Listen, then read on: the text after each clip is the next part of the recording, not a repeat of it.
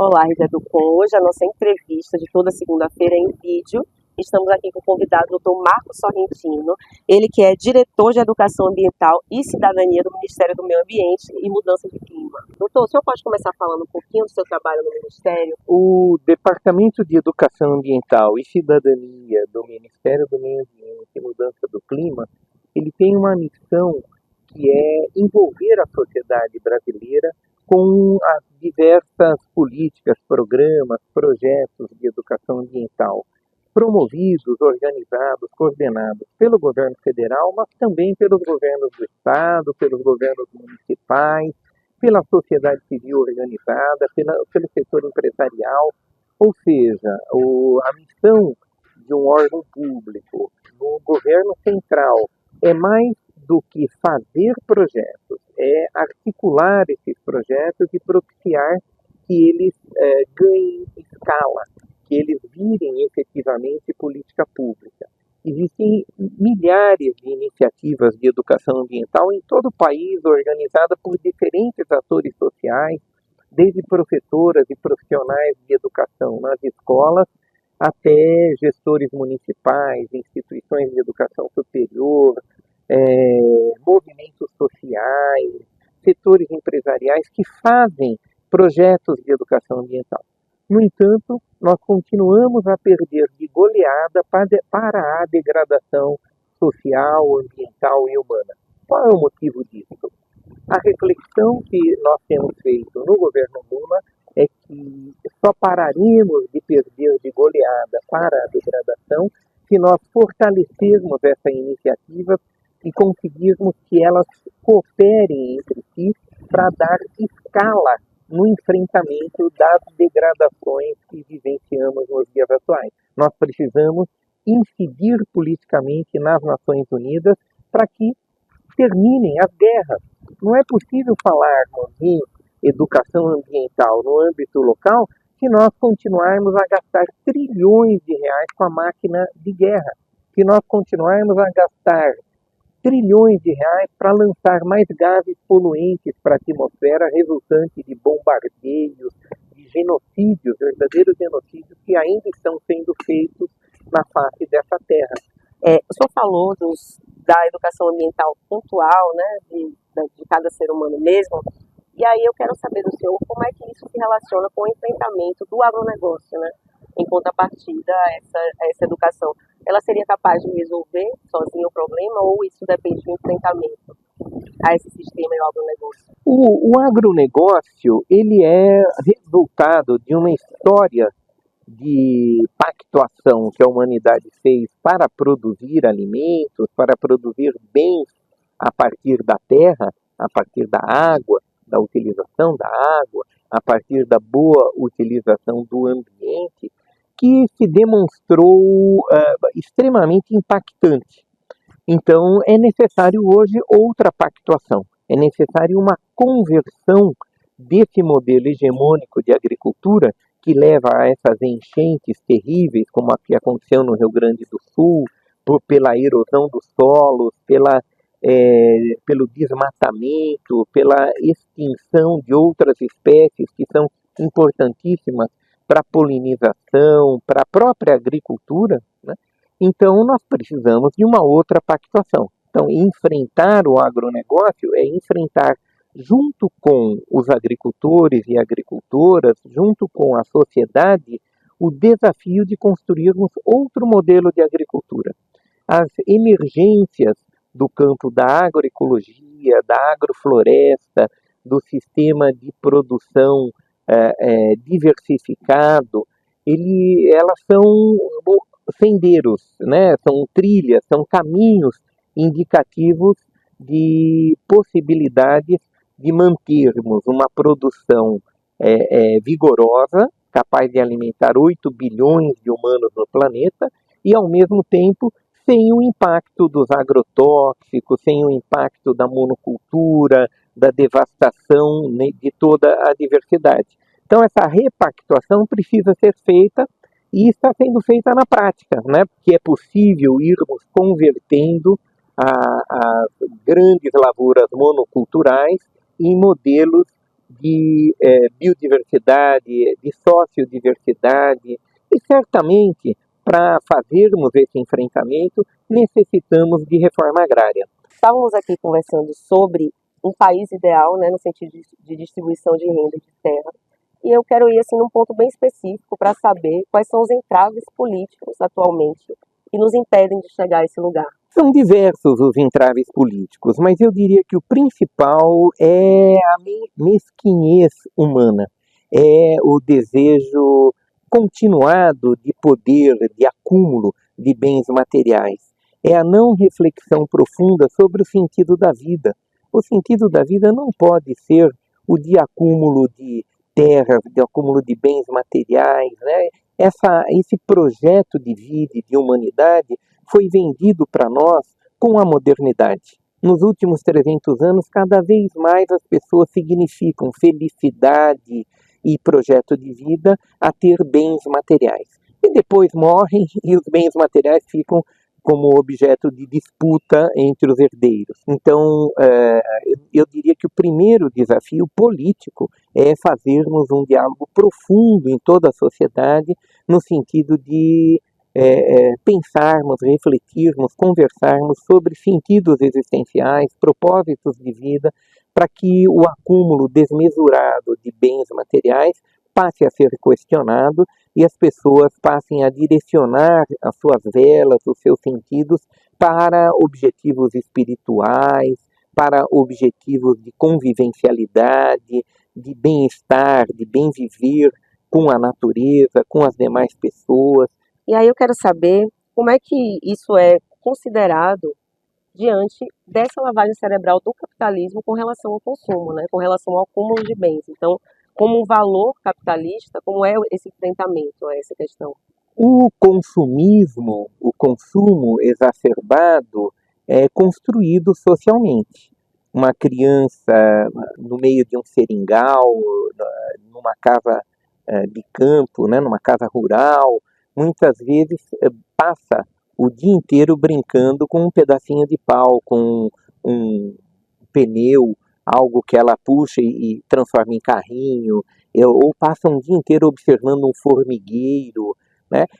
À medida em que nós nos distanciamos desses prazeres, dessas alegrias, e sinonimizamos felicidade, alegria, com o acúmulo de brinquedos e com o descarte desses brinquedos, e agora, nesse momento, as telas, né, o simulacro do cotidiano, que é constantemente descartado e substituído por outro. A gente brinca com um videogame, aí vai para outro e vai para outro.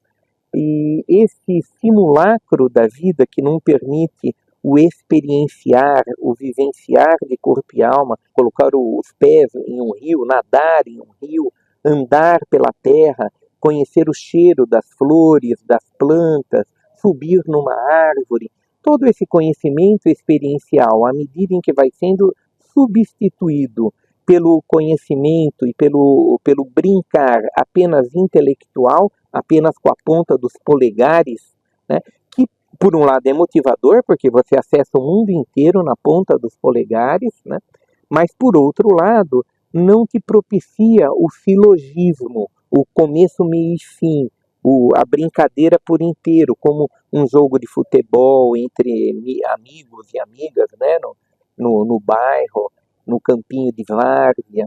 Então, são essas coisas que vão induzindo a uma sociedade consumista. O senhor falou sobre as telas e isso muito me interessa, muito nos interessa aqui no DEFOC, porque a gente faz um trabalho também de formação continuada a respeito da teoria da tecnologia, né? Como essa tecnologia ela tem transformado o mundo e a sociedade. E eu gostaria de perguntar, com tanta tela, como é que a gente vai educar as nossas crianças a amarem a natureza e a amarem o planeta, né?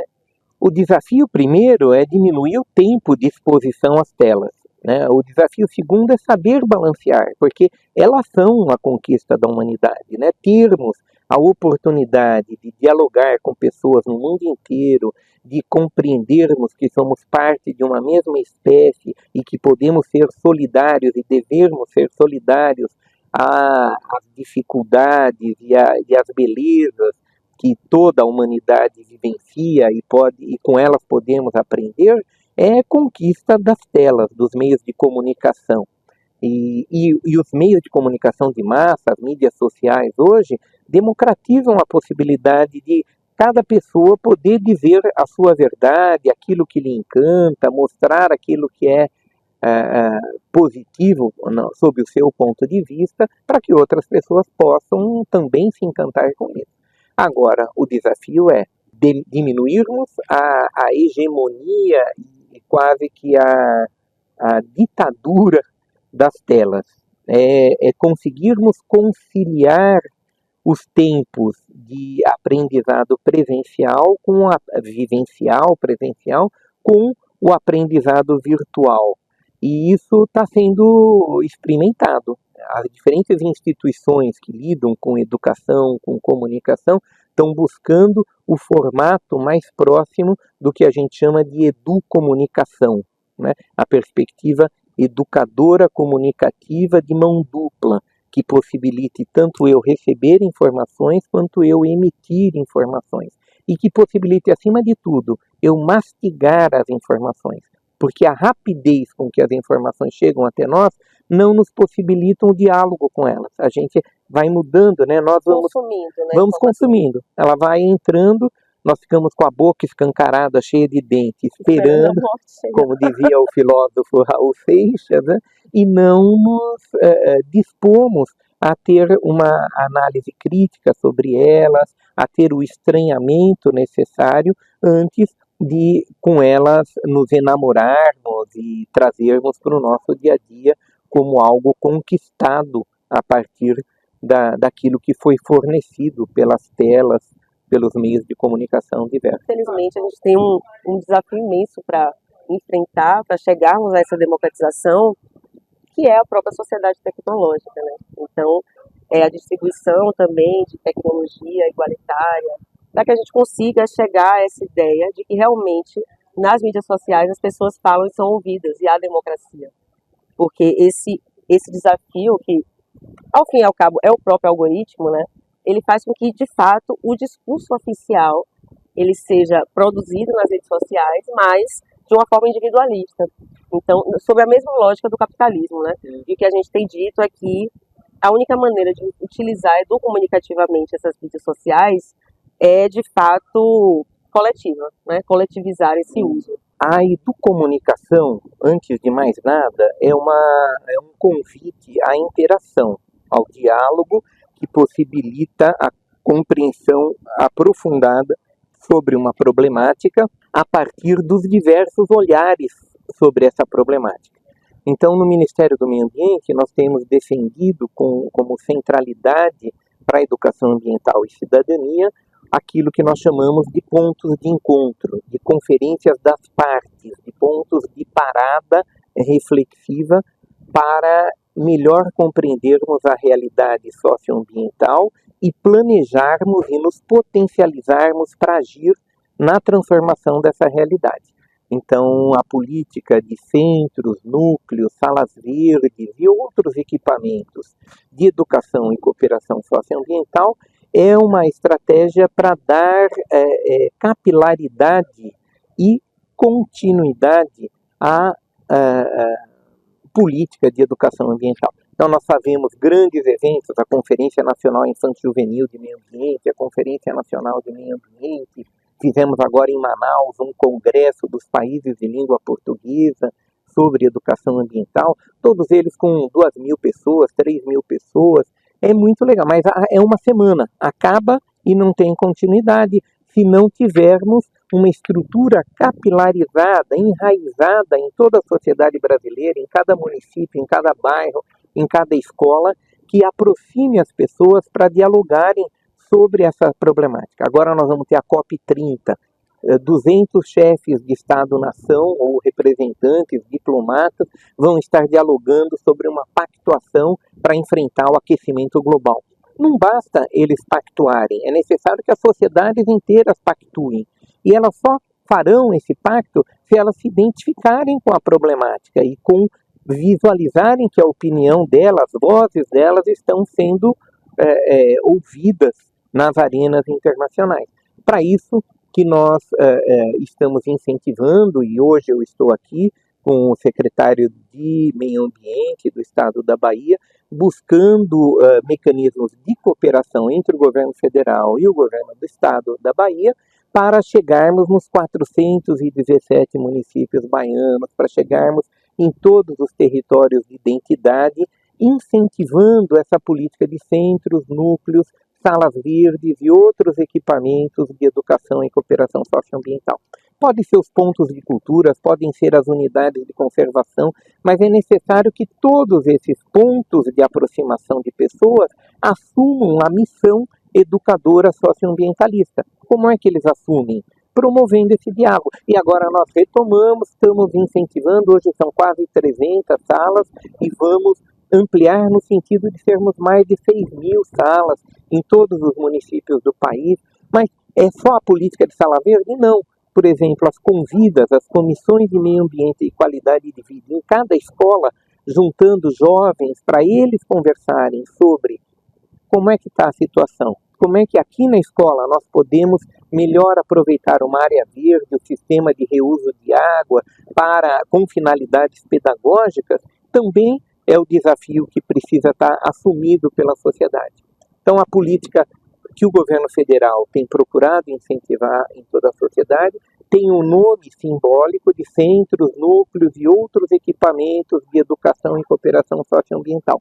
Mas a missão dessa política é fazer a ponte entre os eventos, a campanha de massa, com a ação local continuada de diálogo e de potência de agir na construção do cenário de futuro desejado pelos diferentes grupos sociais. O senhor falou dessa meta, desse objetivo de alcançar os 417 municípios da Bahia, e aqui a gente tem uma política territorial, né, muito forte, referência. Então, eu gostaria de saber qual a importância dessa política territorial para a implantação em cada canto da Bahia. Essa política territorial que a Bahia tem, que é um exemplo para todo o país, de territórios de identidade, são 27, se não me engano, ela é exemplar e absolutamente importante para a política de educação e cooperação socioambiental. Porque suponhamos que o Estado da Bahia defina um centro de educação e cooperação socioambiental localizado em Salvador, ou 2 centros, um no oeste da Bahia, ou 3 centros, um no extremo sul da Bahia. São territórios enormes. Para chegar nos 417 municípios, esses centros precisarão do apoio de núcleos de aglutinação de um conjunto de municípios. Então, se você divide 417 municípios por 27 territórios de identidade, você conseguir ter um núcleo de educação e cooperação socioambiental em cada um desses territórios de identidade, esse núcleo vai ter maior facilidade de mapear, de identificar e de dialogar com equipamentos de educação ambiental que estão em cada município, nas escolas, nas unidades de conservação, nos museus, nos jardins botânicos e ou nos pontos de cultura, em diversos locais onde se dá o encontro tete-a-tete, o encontro que permite o diálogo, que permite eu falar e ouvir o outro. Quando eu falo em 1.000 pessoas, em 2.000, em 10.000, em 50.000, 100.000, já vira massa. Não é possível que todos se vejam colocando suas ideias, ouvindo as demais ideias.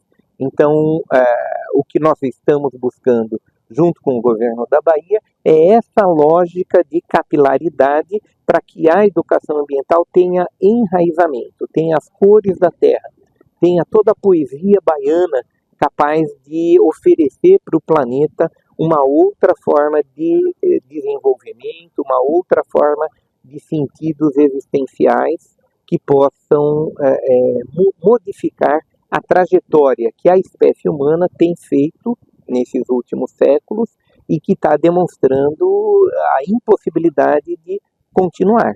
Muito obrigada, doutor Marcos. Isso é de grande relevância para a nossa rede educomunicativa. Agradeço em nome do DEFOC, em nome da CAS, sua entrevista e sua paciência também. E vamos seguir juntos. Estamos aí à disposição também do senhor. Beleza.